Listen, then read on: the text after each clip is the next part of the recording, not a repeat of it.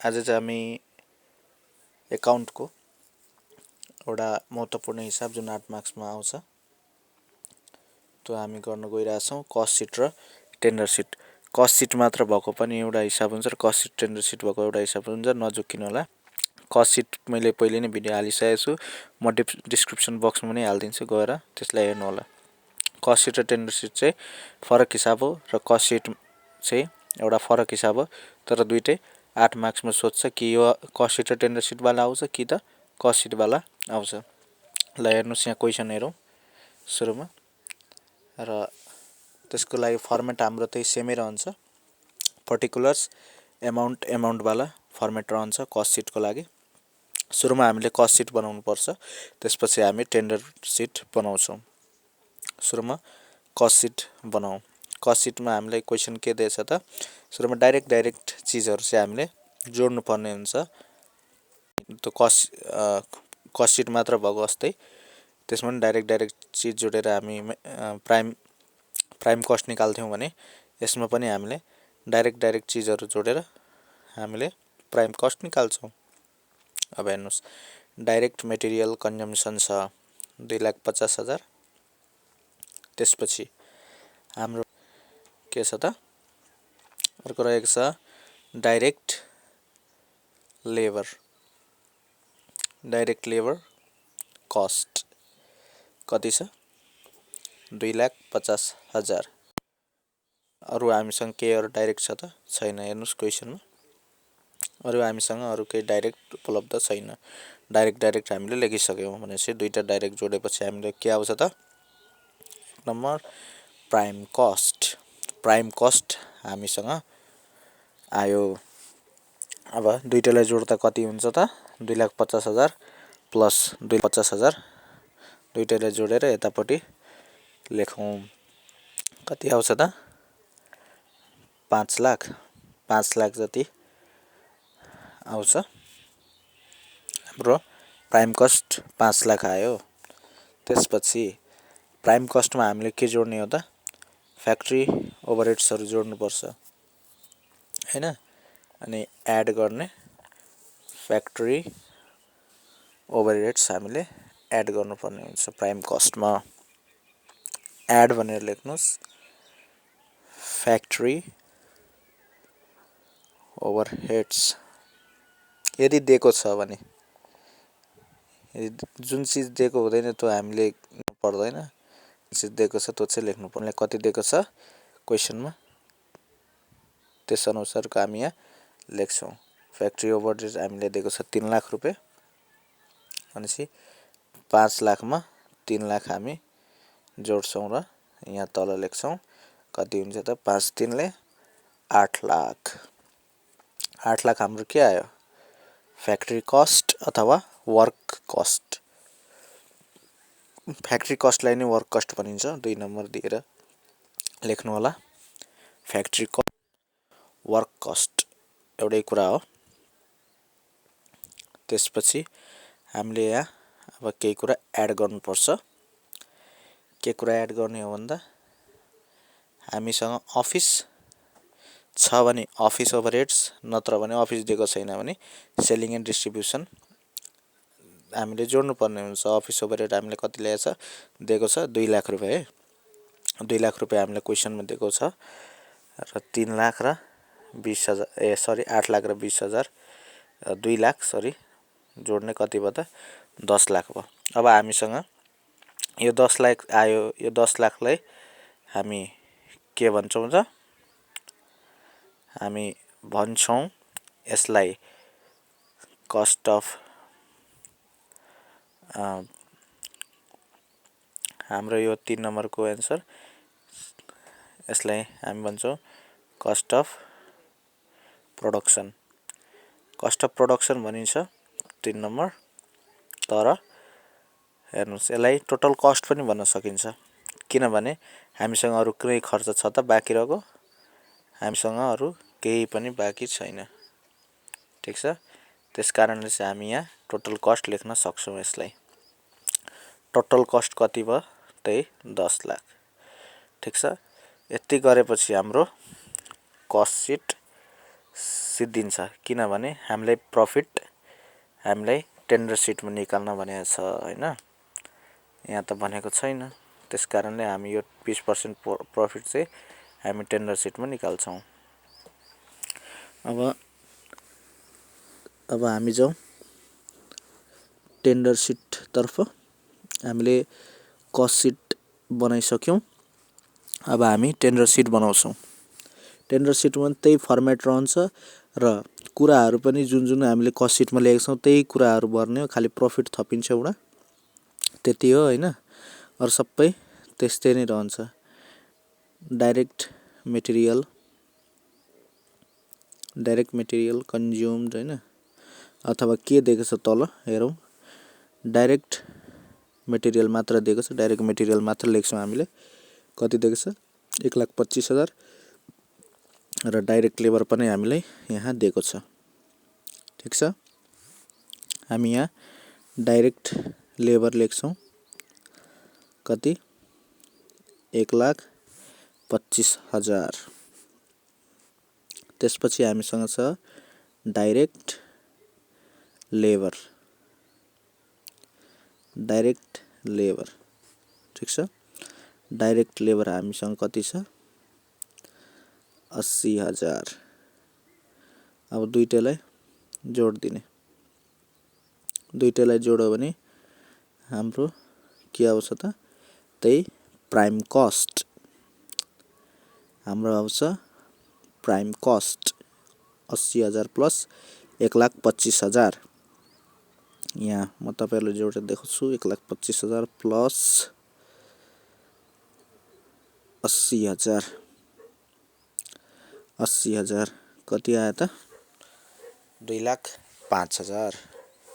2,05,000 हाम्रो के हो प्राइम कस्ट हो। 2,05,000। त्यसपछि हाम्रो कस्ट सिट जस्तै हामीले कस्ट सिटमा के निकालेको थियौँ, त्यसपछि हामीले फ्याक्ट्री ओभरहेड्स गरेका थियौँ। ठिक छ, फ्याक्ट्री ओभरहेड्स।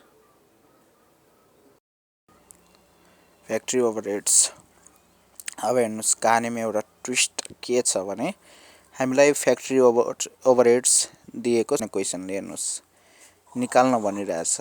के को आधारमा, on the basis of direct labour cost. अब यतिखेर हामीलाई के गर्नुपर्छ, एउटा वर्किङ नोट गर्नुपर्छ। आउनुस् के कसरी गर्ने वर्किङ नोट हेरौँ। वर्किङ नोट गर्न एकदमै जरुरी छ र एक्जाममा पनि वर्किङ नोट गरेर देखाउनु होला। अब हेर्नुस् हामीलाई के निकाल्नु पर्ने छ, वर्किङ नोट गरेर हामीलाई पर्सेन्टेजमा निकाल्नु पर्ने हुन्छ। पर्सेन्टेज अफ, म सजिलो तरिका सिकाउँछु तपाईहरुलाई। पर्सेन्टेज अफ के को निकाल्ने हो त हामीले, फ्याक्ट्री ओभरहेड हो हामीले निकाल्नु पर्ने छ। Factory overhead, percentage of factory overhead. ठिक छ, फ्याक्ट्री ओभरहेड। अब हेर्नुस् जे निकाल्नु पर्ने छ त्यसलाई माथिपट्टि राखिदिनु होला र बेसिसलाई तल राख्नु होला। हामीले के निकाल्नु पर्ने छ, फ्याक्ट्री ओभरहेड। ठिक छ, हामी फ्याक्ट्री ओभरहेड राख्छौँ माथि, र बेसिस हाम्रो के छ, के को आधारमा निकाल्न भनेको छ, त्यो चाहिँ हाम्रो बेसिस हो। Direct labour cost.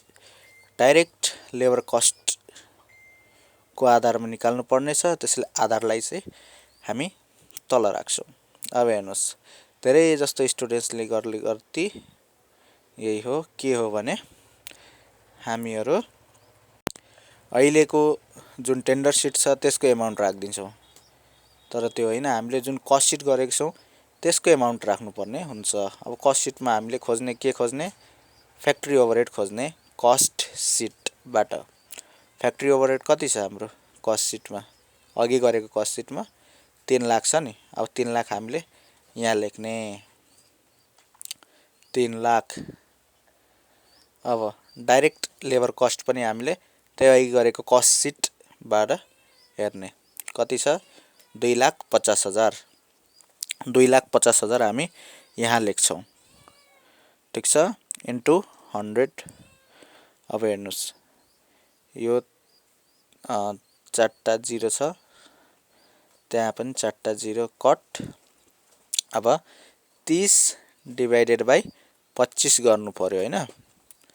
भनेपछि 30 डिभाइडेड बाई 25 कति आयो 1.2।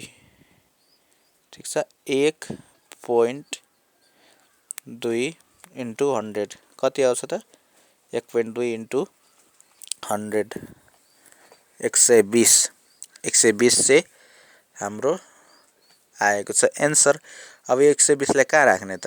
अब यो 120 लाई हामीले राख्ने अहिलेको हाम्रो टेन्डर सिटको यहाँनेरि 120% अफ। अब हेर्नुस् के को जुन हामीले बेसिस राखेका थियौं नि अघि वर्किङ नोट गर्दा, त्यो बेसिस चाहिँ यहाँ राख्दिने। ठीक छ, बेसिस हाम्रो के छ?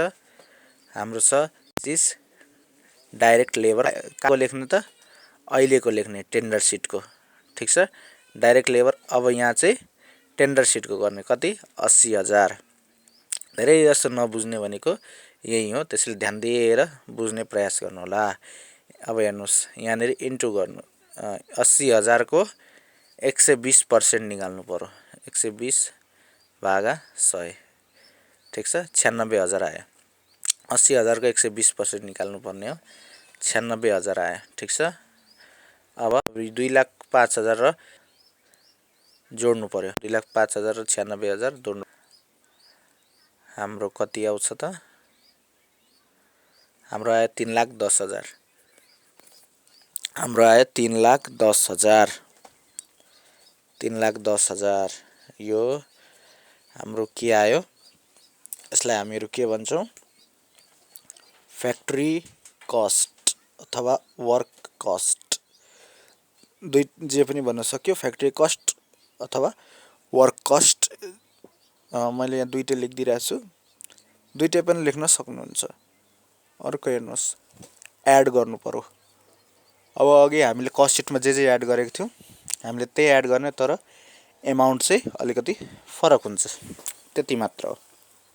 अब हेर्नुस् अफिस ओभरहेड थियो कस्ट सिटमा, अब यहाँ पनि हामी त्यही लेख्छौं अफिस ओभरहेड। अब हेर्नुस् हामीलाई दिएको छ त दिएको छैन। अब हामीले एडमिनिस्ट्रेटिभ भन्नुस् अथवा अफिस भन्नुस् एउटै कुरा हो। छैन भनेपछि अब हामीले निकाल्नु पर्यो। अब निकाल्नको लागि हामीले के गर्नु पर्यो? अघिकै जस्तै गर्नु पर्यो। ठीक छ, अघि हामीले के निकाल्छौं? Percentage of. हेर्नुस् हामीले के कसरी गर्ने त्यसलाई? अब administrative overhead on the basis of जे छ त्यही पर्सेन्टेज अफ। वर्किङ नोट देखाउन एकदम जरुरी छ, फुल मार्क्स ल्याउन। Percentage of office expenses. अब अफिस एक्सपेन्सेसलाई माथि राख्ने, बेसिसलाई तल राख्ने। बेसिस हाम्रो के छ? बेसिस छ फ्याक्ट्री कस्ट। ठीक छ, फ्याक्ट्री कस्टलाई चाहिँ तल राख्ने। अब इन्टु 100 लेख्ने। अब हेर्नु अफिस एक्सपेन्स हाम्रो कति छ? कहाँ हेर्ने?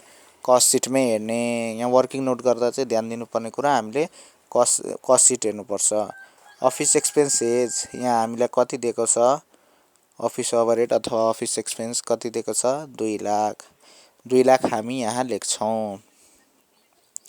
2 लाख अपन फ्याक्ट्री कस्ट हाम्रो कति छ? फ्याक्ट्री कस्ट अथवा वर्क कस्ट कति छ? 8 लाख। हामी 8 लाख यहाँ लेख्छौं इन्टु 100। ठीक छ, अब हेर्नुस्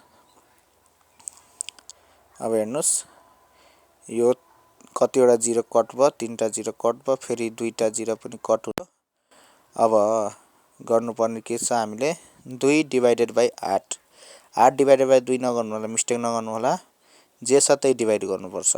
ठीक छ, जे छ हामीले त्यही गर्नुपर्छ इन्टु 100 गरेपछि हाम्रो 25% आयो है। 2 डिभाइडेड बाइ 8 इन्टु 100 गर्दा हाम्रो 25% आयो। अब 25% लाई कहाँ लेख्ने? अहिले हामी के गर्दैछौं? Tender seat. त्यही टेन्डर सिटमा हामीले यो 25% राख्नुपर्छ। ठीक छ, अब हेर्नुस् मैले लेखिसकेको छु 25% अफ कतिको त बेसिसलाई चाहिँ त्यहाँ हामीले लेख्नुपर्छ। बेसिस हाम्रो के थियो 3,01,000 इन्टु 25 भागा 100 कति आयो 75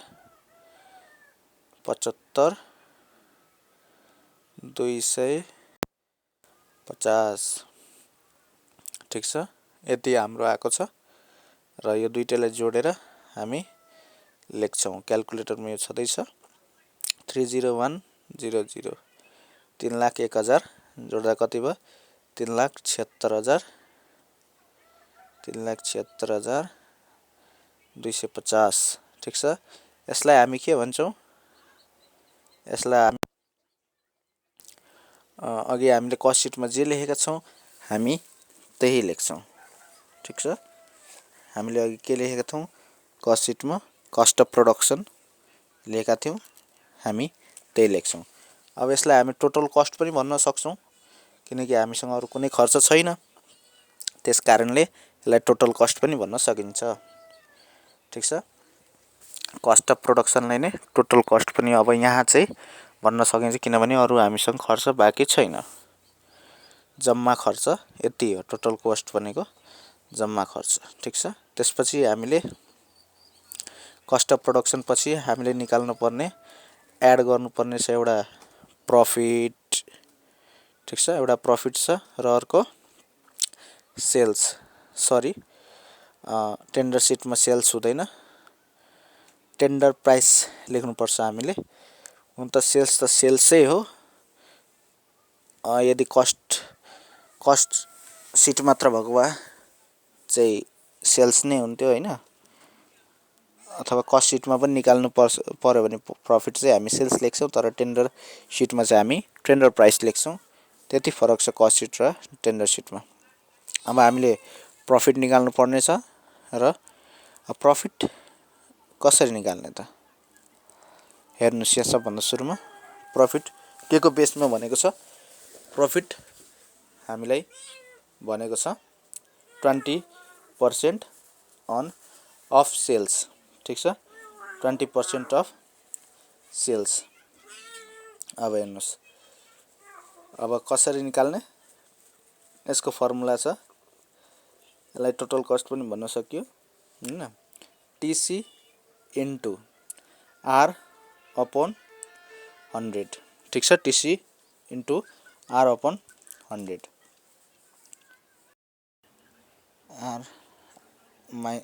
आर अपन 100 माइनस आर। यदि सेल्समा भन्छ भने, यदि सेल्समा भन्दैन भने त्यसमा हामी टिसी आर बाई 100 मात्र गर्छौँ। अब ठ्याक मानहरू राखिदिने। आर कति छ हाम्रो 20 छ, 20 हामी रेट आर भनेको रेट 20 अर्को 100 माइनस 20 यसरी टक्क हामीले राखिदिउँ। अब हेर्नुस् यसलाई अब क्याल्कुलेट गरौँ। क्याल्कुलेट गर्दा कति आउँछ त्यसलाई हामी टक्क लेख्छौँ। अब हेर्नुस् 3,76,250 हैन, टक्क निकालेको छु मैले, क्याल्कुलेटरमै थियो अघि, र इन्टु 20 गर्नु पर्यो, इन्टु 20 यसलाई इन्टु अलि सानो बनाइन्छु, इन्टु 20 गर्दा कति आयो यति आयो र भागा हाम्रो कति हो 100 माइनस 20। 100 ले नगर्नु होला, यहाँ टक्क हेर्नुस् 100 माइनस 20 भनेको 80 कति आयो यति आयो। अब यतिलाई हामीले यहाँ लेख्छौँ 94 0.62.5 यसरी हामीले बन्द गर्छौँ। अब यो दुईटैलाई जोडेर हाम्रो के निस्किन्छ टेन्डर प्राइस निस्किन्छ। यो दुईटैलाई जोड्नु पर्यो, दुईटैलाई जोडेपछि हाम्रो टेन्डर प्राइस निस्किन्छ। अनि टेन्डर प्राइस निस्केपछि हामीले टक्क त्यहाँ राख्छौँ र हाम्रो हिसाब सकिन्छ। यो अलिकति कन्फ्युजिङ खालको हिसाब हुनसक्छ तपाईँहरूको लागि हैन। त्यसैले डिस्क्रिप्सनमा मैले लिङ्क हालिदिएको छु कस्ट सिटको। कस्ट सिट हेर्नु होला। त्यसपछि यो कस्ट सिट र टेन्डर सिटवाला छुट्टै हिसाब हो, यसलाई पनि गर्नु होला। र कुनै क्वेसन तपाईँहरूलाई आइरहेको छैन, गाह्रो लागिरहेछ भने तपाईँहरूले कमेन्टमा हाल्नु होला, म त्यसको पनि भिडियो बनाएर हालिदिने छु जुन चाहिँ तपाईँहरूलाई गाह्रो लागिरहेछ। अब यो पछि अझै एउटा युनिट्सवाला हिसाबमा चाहिँ कस्ट सिट र टेन्डर सिटको हेर्नुहोस् एन्सर मिलेको छ, हेर्न सक्नुहुन्छ। र तपाईँहरूलाई गाह्रो लागेको क्वेसन कुनै छ भने कमेन्ट गर्न नबिर्सिनु होला, म त्यसको लागि पनि त्यसलाई सल्युसन गरेर पनि भिडियो हालिदिने छु। हामीले यो 14 नम्बरको सल्युसन गऱ्यौँ एकाउन्ट बुकको। हस्त धन्यवाद।